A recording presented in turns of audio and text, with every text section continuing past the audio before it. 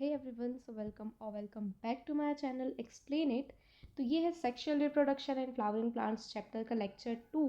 Last lecture में हमने काफ़ी कुछ पढ़ लिया था। इस लेक्चर में हमें पॉलिनेशन से पढ़ना स्टार्ट करना है। तो स्टार्ट करते हैं। देखो, पॉलिनेशन क्या होता है? ट्रांसफ़र ऑफ पोलन ग्रेन, ठीक है, फ्रॉम एंथर और मतलब मैं क्या बोलने वाली थी कि एंथर से पोलन ग्रेन निकल के जब स्टिग्मा पे आता है तो उसको अपन कहते हैं pollination. So transfer of pollen grain on stigma is called pollination. अब जो अपने गैमीट होते हैं या फिर जो पोलन ग्रेन होते हैं, ये कैसे होते हैं? नॉन मोटाइल होते हैं। तो ये खुद से चल के नहीं जा सकते, इनको कुछ मोड लगता है, मतलब कुछ एक्सटर्नल मीडियम लगता है जो इनको लेकर जाएगा स्टिग्मा तक। उन एक्सटर्नल मीडियम्स को अपन कहते हैं पॉलिनेटिंग एजेंट। अब पॉलिनेशन भी जो है ये मल्टीपल टाइप्स के हो सकते हैं। ऑटोगैमी हो सकती है, गिटेनोगैमी हो सकती है, जीनोगैमी हो सकती है। सबसे पहले अपन देख लेते हैं फ्लावर्स कितने टाइप के होते हैं। तो फ्लावर्स होते हैं दो टाइप के, चेस्मोगैमस एंड क्लिस्टोगैमस। चेस्मोगैमस फ्लावर्स जो होते हैं ना वो ओपन होते हैं, जैसे यहाँ पे देखो अलग अलग पेटल यहाँ पे दिख रहा है। ये अगर मान लो एयर है, अगर बाहर का एनवायरनमेंट है, तो एंथर भी मतलब ये स्टेमन भी क्या बोल रही हूँ मैं, स्टिग्मा भी अपना एक्सपोज्ड है एंड एंथर भी अपना एक्सपोज्ड है। लेकिन एक होता है क्लिस्टोगैमस यानी कि क्लोज्ड। इसमें आप पेटल देखो पूरे क्लोज्ड है, यानी कि अगर ये बाहर का एनवायरनमेंट है तो स्टिग्मा और अपना एंथर जो है बाहर के एनवायरनमेंट में एक्सपोज्ड नहीं है, आपस में ही इनका पॉलिनेशन हो सकता है। तब जो ऑटोगैमी होती है ना, उसमें यही होता है कि सेम प्लांट और सेम फ्लावर में पॉलिनेशन होता है।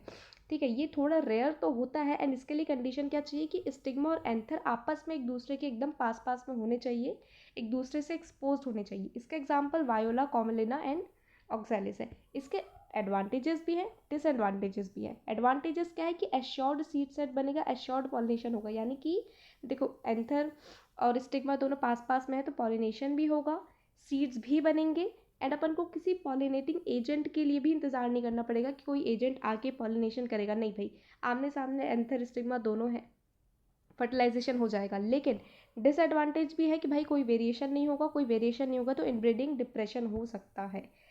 और क्या हो सकता है भाई? देखो, गिटेनोगेमी हो सकती है। इसमें क्या होता है, प्लांट तो सेम रहता है लेकिन फ्लावर डिफरेंट हो जाता है, जिसको फंक्शनली तो अपन क्रॉस पॉलिनेशन कहते हैं, लेकिन जेनेटिकली ये सेल्फ पॉलिनेशन ही होता है। इसमें पॉलिनेटिंग एजेंट्स की ज़रूरत लगती है। इसमें प्लांट्स जो है वो बाइसेक्शुअल ही रहते हैं, यानी कि मोनोइशियस ही रहते हैं, यानी कि एक प्लांट में मेल और फीमेल दोनों पार्ट पाए जाते हैं। लेकिन फ्लावर जो है वो यूनिसेक्शुअल और बाइसेक्शुअल दोनों हो सकते हैं, यानी कि ये भी हो सकता है कि भाई फ्लावर में जो है या तो एक ही में दोनों मेल और फीमेल पार्ट है, या फिर हो सकता है कि एक में मेल पार्ट है एक में फीमेल पार्ट है।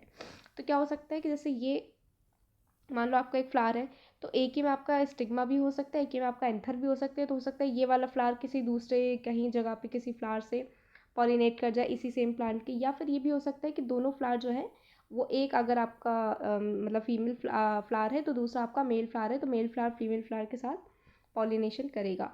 तो इसके भी कुछ एडवांटेज भी हैं, डिसएडवांटेजेस भी हैं। ठीक है, और क्या हो सकता है? जीनोगैमी हो सकती है। इसमें क्या है भाई, आपका डिफरेंट फ्लावर तो है ही। क्यों फ्लावर डिफरेंट है? क्योंकि आपका प्लांट ही डिफरेंट है। तो डिफरेंट प्लांट डिफरेंट फ्लावर। इसमें क्या हो सकता है? यूनिसेक्सुअल प्लांट भी हो सकता है, ठीक है, बाइसेक्सुअल प्लांट भी हो सकता है। सॉरी, आपका मतलब फ्लावर यूनिसेक्सुअल क्या बोल रही हूँ, ये यूनिसेक्सुअल होता है आपका फ्लावर, और आपका प्लांट भी यूनिसेक्सुअल होता है। ठीक है, ये इस कंडीशन में होता है कि भाई आपका प्लांट जो है, फ्लावर जो है यूनिसेक्सुअल बाइसेक्सुअल दोनों हो सकता है। लेकिन जीनोगैमी की कंडीशन में आपका फ्लावर भी यूनिसेक्सुअल होता है और प्लांट भी यूनिसेक्सुअल होता है। तो यहाँ पे आप डायग्राम से भी देख सकते हो कि एक ये फ्लावर है, एक ये फ्लावर है, ये आपका मेल फ्लावर है, ये आपका फीमेल फ्लावर है। तो किसी पॉलिनेटिंग एजेंट्स के थ्रू, जैसे यहाँ पे मैंने बी बनाने की कोशिश करी, तो किसी भी पॉलिनेटिंग एजेंट के थ्रू आपका जो पोलन ग्रेन है वो फीमेल फ्लावर तक आपका पहुँच जाएगा। So this was about the pollination. लेकिन पॉलिनेशन के कुछ एजेंट्स भी होते हैं, जैसे जिनको पॉलिनेटिंग एजेंट्स बोला जाता है। ठीक है, दो टाइप के हो सकते हैं, बायोटिक और एबायोटिक। बायोटिक में मोस्टली, बायोटिक मतलब लिविंग ऑर्गेनिज्म यूज़ होंगे, तो मोस्टली इसमें एनिमल्स वगैरह ही यूज़ होते हैं।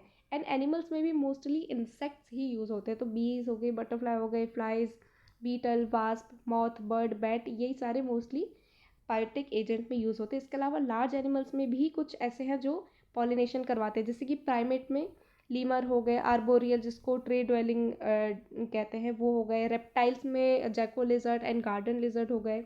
अब एनिमल्स में भी, इंसेक्ट में भी जो सबसे ज़्यादा पॉलिनेशन करते हैं वो होते हैं बीज, जिनको डोमिनेंट बायोटिक पॉलिनेटिंग एजेंट बोला जाता है।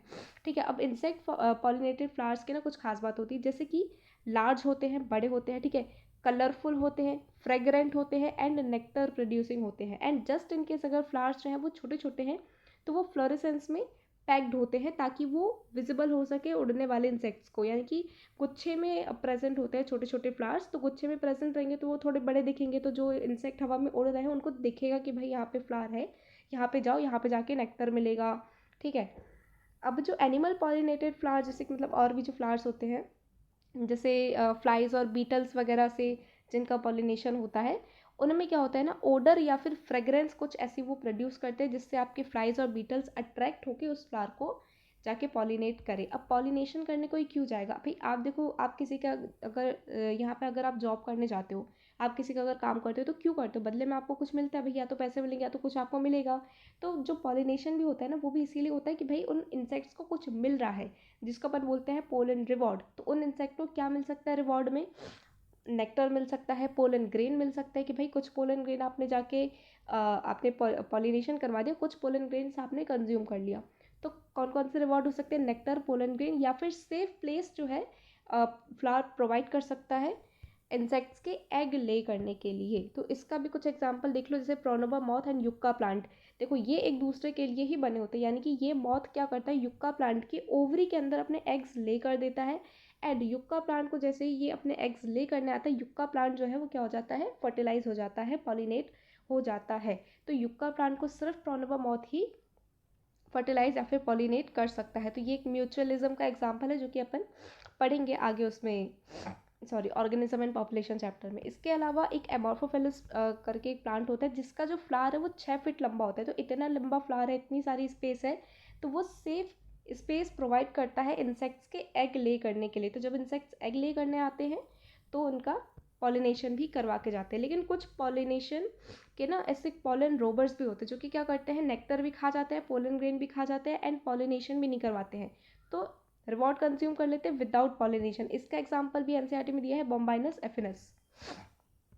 अब बात करते हैं एबायोटिक एजेंट्स की। तो एबायोटिक एजेंट में दो टाइप के मेन हैं, विंड एंड वाटर, जिसमें से विंड जो है वो most common type of pollinating agent है।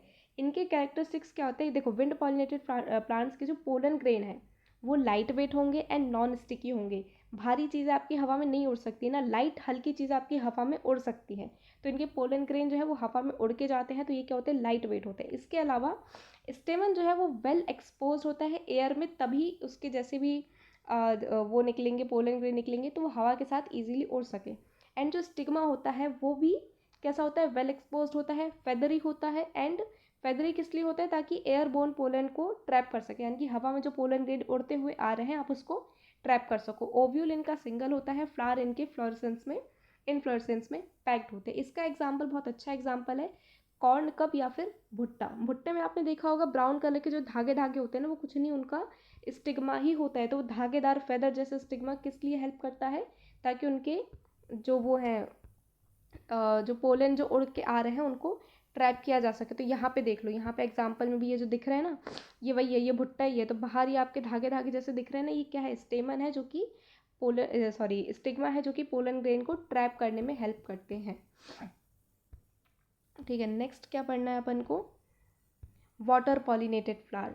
वाटर पॉलिनेशन जो है वो रेयर होता है, ठीक है, मोनोकॉट्स के सिर्फ 30 जनरा में ही रिस्ट्रिक्टेड है, यानी कि सिर्फ 30 जनरा ही मोनोकॉट के वाटर पॉलिनेशन करते हैं। इसके अलावा कुछ लोअर प्लांट्स जैसे कि एल्गी, ब्रायोफाइट, टेरिडोफाइट, ये पूरी तरीके से वाटर पॉलिनेशन पे ही, वाटर पे ही डिपेंड करते हैं, इसीलिए दे आर लेस डिस्ट्रीब्यूटेड, यानी कि हर जगह नहीं पाए जाते। एल्गी तो फिर भी पाई जाती है, ब्रायोफाइट एंड टेरिडोफाइट हर जगह नहीं पाए जाते, सिर्फ वहीं पाए जाते हैं जहाँ पे पानी हो। क्यों? क्योंकि उनको पानी चाहिए भाई अपने फर्टिलाइजेशन एंड मेल गैमीट को ट्रांसफ़र करने के लिए। इसके एग्जाम्पल देख लो, देखो फ्रेश वाटर में क्या एग्जाम्पल है, वेलिसनेरिया एंड हाइड्रेला। इनके जो फ्लावर हैं वो पानी के सरफेस पे होते हैं। ये जो ब्लू ब्लू बनाया है ना, ये पानी बनाया है, पानी के सरफेस पे ही क्या बनाया है, फ्लावर बनाया है। पानी के सरफेस पे ही पोलन जो है वो रिलीज होता है और ट्रैवल करके फ्लावर तक, मतलब पानी के साथ बह बह के फ्लावर तक आ जाता है। मैरीन वाटर का एग्जाम्पल है सी ग्रासेस, जिसका जैसे कि जोस्टेरा। इनके जो फ्लावर्स होते हैं वो सबमर्ज्ड होते हैं, जो पोलन ग्रेन होते हैं वो रिबन जैसे होते हैं। जैसे ये अगर मैंने पानी बनाया है ऊपर, तो नीचे अंदर इसका फ्लावर भी है एंड अंदर ही इसका पोलन ग्रेन भी, और ये सांप जैसा जो दिख रहा है वो बेसिकली रिबन जैसा बनाने की कोशिश करी है। तो पानी के बहाव के साथ इनका जो पोलन है वो भी फ्लोट करते करते फ्लावर तक पहुंच जाता है। अब पानी से हो सकता है कि भाई पोलन ग्रेन खराब हो जाए, तो पोलन ग्रेन को खराब होने से बचाने के लिए पोलन ग्रेन के ऊपर एक कवरिंग होती है जिसको मिसलेजनस कवरिंग बोला जाता है, जो कि प्रिवेंट करता है पोलन को वेट होने से।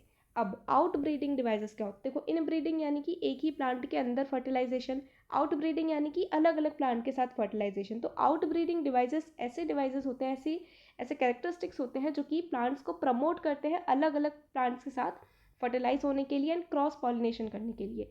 जिसमें से सबसे ज़्यादा किन में हेल्पफुल होता है? हर्माफ्रोडाइट, जो कि मोस्टली फ्लावर जो है वो बाइसेक्सुअल ही होते हैं, हर्माफ्रोडाइट ही होते हैं, तो उनमें सेल्फ पॉलिनेशन होने के चांसेस बहुत ज़्यादा रहते हैं, जिसके कारण इन ब्रीडिंग डिप्रेशन हो सकता है। तो आउट ब्रीडिंग डिप्रेशन जो है वो क्रॉस पॉलिनेशन में हेल्प कर सकते हैं।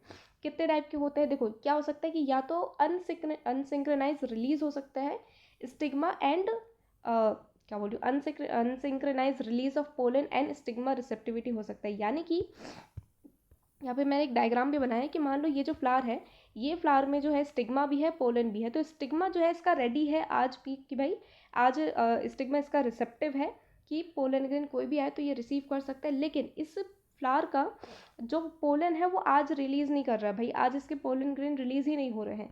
लेकिन कोई दूसरा प्लांट अगल बगल में है जिसका पोलन ग्रेन आज रिलीज हो गया, तो क्या आ गया? इसका स्टिग्मा तो रिसेप्टिव है, इसका स्टिग्मा रिसेप्टिव नहीं है, लेकिन इसका पोलन ग्रेन रिलीज हो गया, तो वो इधर तो फर्टिलाइज नहीं करेगा, लेकिन उड़ते उड़ते इसको आके फर्टिलाइज कर देगा। तो क्या हो गया? क्रॉस पॉलिनेशन हो गया ना।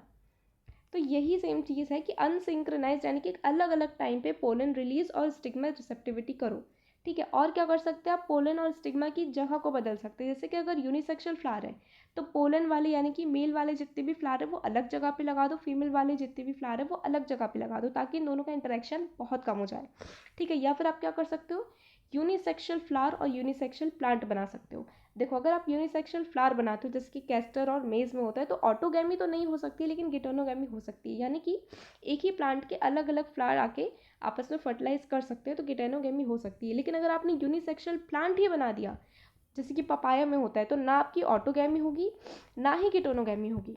इसके अलावा आप क्या कर सकते हो? जेनेटिक इनकम्पैटिबिलिटी कर सकते हो कि भाई चाहे स्टिग्मा और पोलन ग्रेन साथ में ही क्यों ना आ जाए, स्टिल पोलन ग्रेन जो है वो अपने प्लांट के स्टिग्मा पे तो फर्टिलाइज नहीं होगा, जर्मिनेट नहीं होगा, पोलन ट्यूब नहीं बनेगी, वो खुद पे नहीं किसी और ही प्लांट पे जाके फर्टिलाइजेशन करेगा, किसी और ही प्लांट पे जाके जर्मिनेट करेगा। So this was about the pollination. अब एक बार मान लो पॉलिनेशन हो गया तो क्या फर्टिलाइजेशन हो जाएगा? नहीं, पॉलिनेशन होने से गारंटी नहीं रहती है कि फर्टिलाइजेशन होगा कि नहीं होगा, ठीक है। ऐसा क्यों होता है कि पोलन पिस्टिल इंटरेक्शन होता है। बेसिकली पोलन आया, ठीक है, अब वो फर्टिलाइज करेगा, जर्मिनेट होगा नहीं होगा, ये कैसे पता चलता है?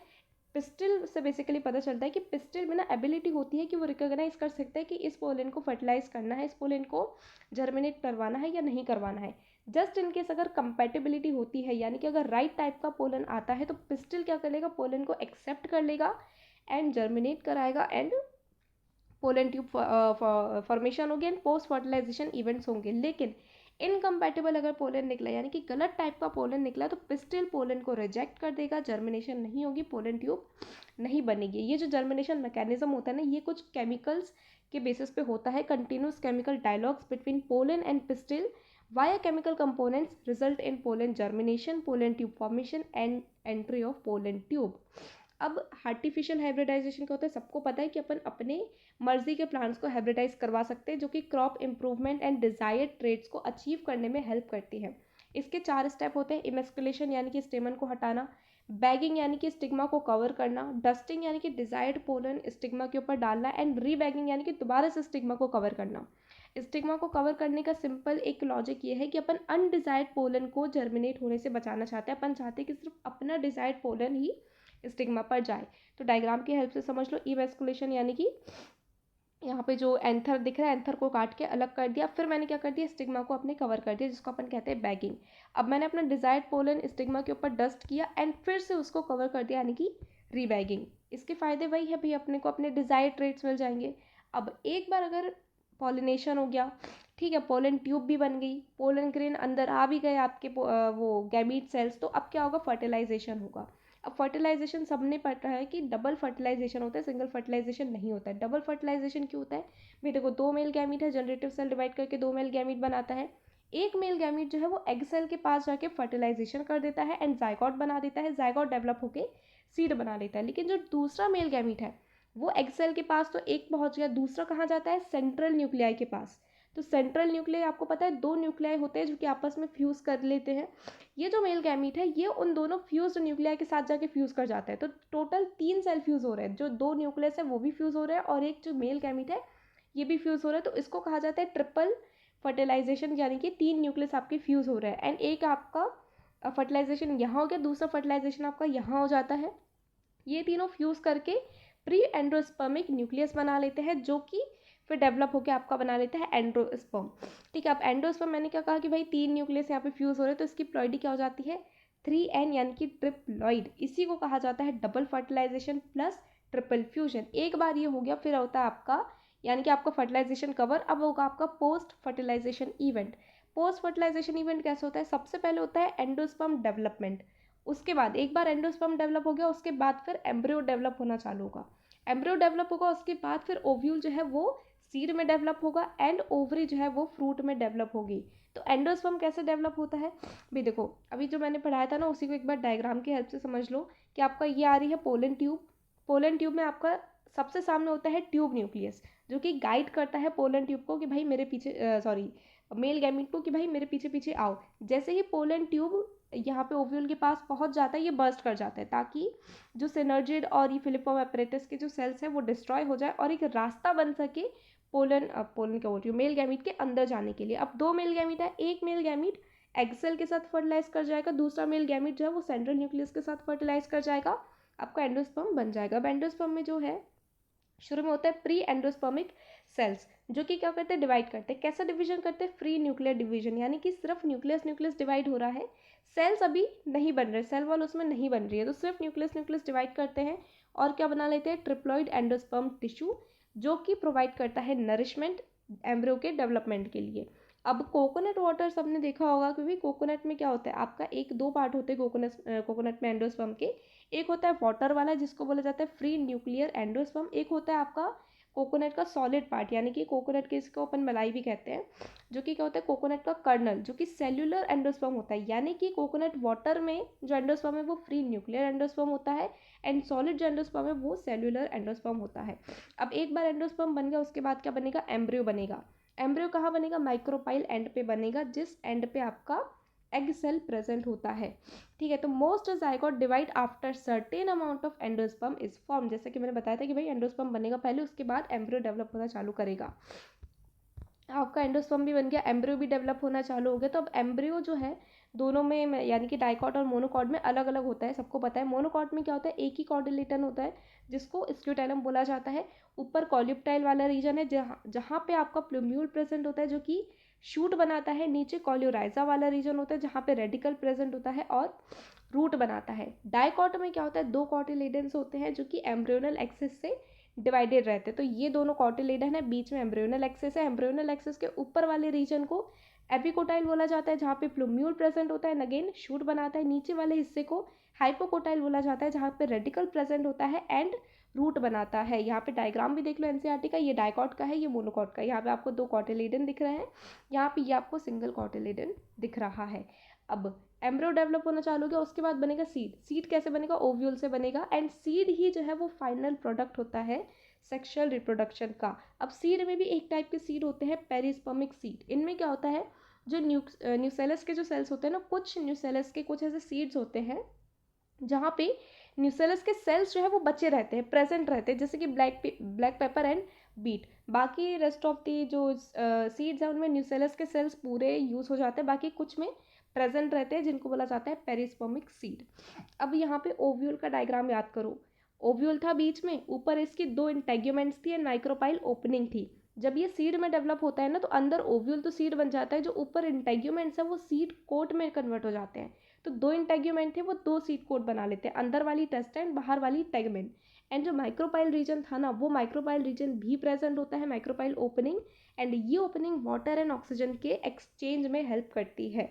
सीड जब मैच्योर होता है तो भाई वो क्या होता है, डिहाइड्रेट होता है एंड पूरा मैच्योर होने के बाद वो सिर्फ 10 to 15% by mass by moisture बचता है। ये डिहाइड्रेशन क्यों होती है, ताकि इसकी मेटाबॉलिक एक्टिविटी है वो स्लो डाउन हो सके, कम हो सके। जैसे ही मेटाबॉलिक एक्टिविटी स्लो होती है जो सीड है वो इनएक्टिविटी के स्टेज में पहुंच जाता है, जिसको बोला जाता है डॉर्मेंसी। एंड ये डॉर्मेंसी कब ब्रेक होती है?